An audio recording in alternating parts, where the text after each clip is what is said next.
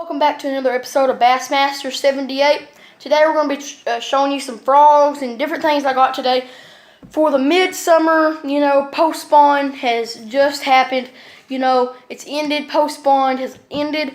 And after the kind of post-spawn, you're going to get them hogs. You're going to want to fish with spinner baits, jigs, mainly jigs that have a rattle, But you're definitely going to want to fish with frogs. Frogs are really good, and sometimes they may not get a good hookup ratio, but trust me, the frogs actually do have a good hookup ratio. It's just all about the fishermen and the way they like to hook them up. So I'm going to be talking to you about summertime baits and frogs. So stay tuned. It's going to be a great video, guys. Welcome back, guys. So I'm going to be telling you about a sale that Dick's had. They had a sale for 5 frogs for $10. And usually, frogs can be from 8 to 10. And that just too high. So I went ahead and got 5 frogs here and a few live target mice. So, yeah. So I'm going to go ahead and talk to you about the frogs first. The frogs, they seem to work really good. In this color, I got 2 types of green. I got the lime green and the dark green. And some people ask me why do I get the dark green and the light green. It's all the way around the belly, so I'll show you that. Hold on. But see, it's real white on the belly, the pearl belly. But I know some frogs don't have the color on the sides. The sides is what I really worry about, and the bottom. Now, most times frogs are going to be white right here on the bottom of the belly. But, so mainly I just look at right here from this little gold dot down. And really, why do I do that? Is because I don't really look at the detail as much as I do the colors fit in together. Because the bass are just worried about the food and how they're going to eat it and how they're going to get it.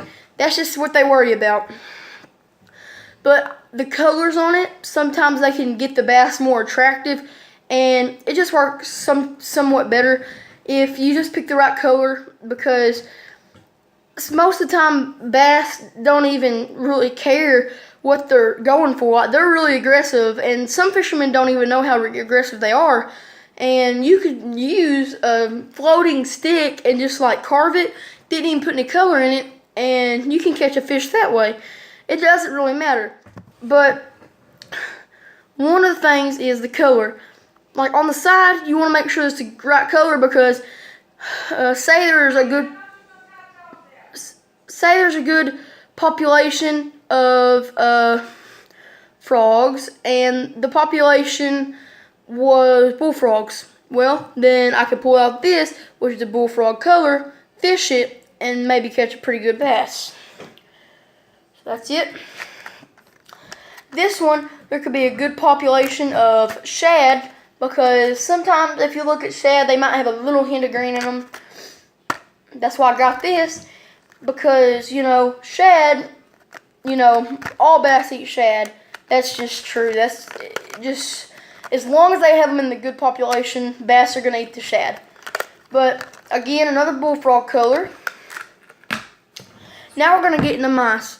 I like to use these in your cornfields, different things, but mice work really well. I got a small mouse, large mouse, and another long mouse. Now these I do actually get the color on, because bass are gonna just eat them, and yeah. So here we have the live target mouse, and I'm going to get these unpackaged, and I'm going to show you the color. Welcome back, guys, and I'm just going to go ahead and show you these mice, and I've never actually fished the mice here, and I just think that mainly that the mice need to be fished, close to a cornfield, because the mice, they do stay around cornfields pretty regularly, and I just think that mice need to be used by cornfields. or lily pads, just like pretty much like frogs, except I like to fish lily pads and slime with good frogs, and more like corn stalks and stuff. If there's corn near them, you know, mice will work. But I'm just gonna go ahead and show you the bigger version. Here's the big version, and it's fairly big. Like compared to the frog, it's about the same size. But the mouse here, I do think I like a little better. More natural color here. You know, this is what a field mouse would look like. Or, yeah, field mouse. And, well, I live around some cornfields, so when I get bass in my pond, I'm sure they'll bite them. But this is a bigger version. This is the medium-sized version. But this is the black, so you're going to want to use this in the wintertime. Sometimes they bite in the wintertime, sometimes they don't. That's just going to be a little challenge for me this year, see if they'll bite in the wintertime. But also, about these mice, they have these really, like, good hookups, so I can just pull that right off if I need to change the body. But, yeah. This is my favorite mouse, probably. I have the miniature mouse. That's the size difference. Well, hold on. That's the size difference. The mini mouse is going to be a lot easier to hook up. Watch. So this could be like a little bass. Come up. Try to nibble at it. Thing is, they can't try to nibble at it. This is just such a soft mouse that that's going to come up. And it's just barely going to squeeze. And that fisherman's going to want to hook real quick. So when they hook it, it's going to get right in the top of the lip and they can't get out because of these free swing springs right here. I'll go ahead and talk about them a little bit. But they're pretty much just like frogs, the mice are. But I'm going to go ahead and talk about this leopard green frog right here and why I got it. Because it's a pretty unique color. Not something that I usually want to use. And these are a lot softer than the mice, so the hookup ratio is going to be good. I'm definitely going to buy more of these kind of frogs because they feel. I mean, you do have to squeeze them to get the water out. I'll show you. You can hear them. You can hear that air compression. With pet crashers, you don't have to squeeze them. I don't think you have to squeeze the mice. Yeah, you have to squeeze this mouse.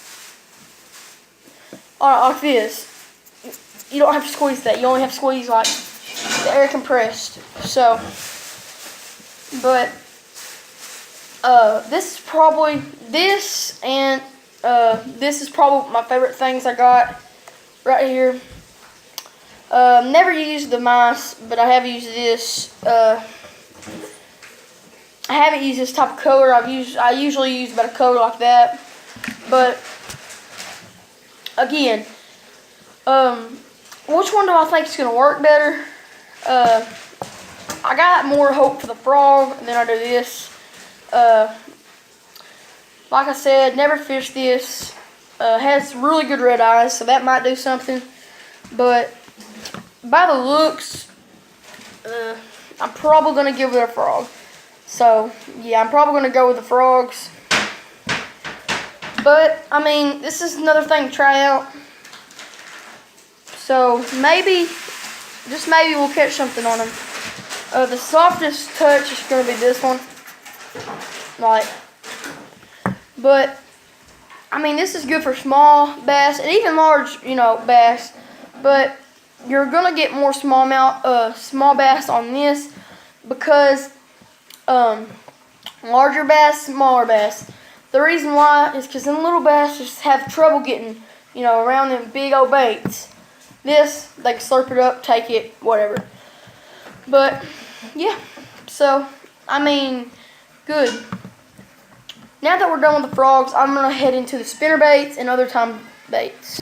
Alright, now I'm going to talk about more spinner baits and different things like that. Spinner baits you can buy any place, unlike the frogs. Now, frogs and mice, you're going to have to go to, Dick's Sporting Goods, Gander Mountain, places like that. You're not going to find the mice at Walmart, but there's some frogs that are high quality and just too high. And so this is why I picked up these. So spinnerbaits is a really good time for winter. Why do I like them in winter? Because winter is usually a dark, dense place. Or like a time of the year, it's dark, it's dense, and you just can't hardly see. Well, if you throw them spinnerbaits, put a little flash off, get a good vibration. You know, they're doing this the whole time with the spinners. That's good. Like, you're going to catch bass on them. But things like, think here. Say a chatterbait. Chatterbait, it just does this in the water, you know. It's good for rainy days, I will admit, even sunny days.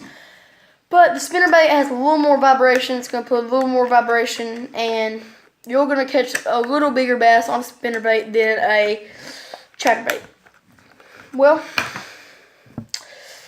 yeah, so you're going to catch a little bit more fish on spinnerbait. Well, guys, I guess this is it for today. Thanks for watching. I'm just going to give you one quick look at what I got today.